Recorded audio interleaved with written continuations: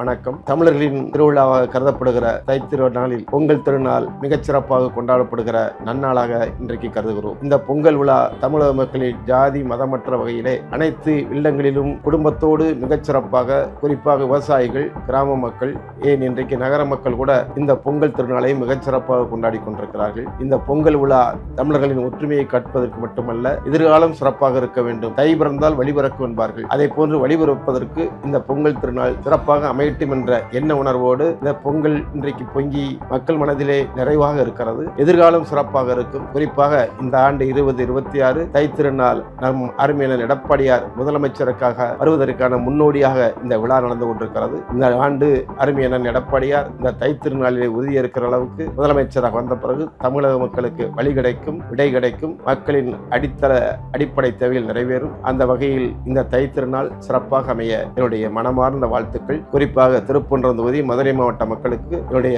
மனமார்ந்த பொங்கல் நல்வாழ்த்துக்களை தெரிவித்துக் கொள்கிறேன். நன்றி.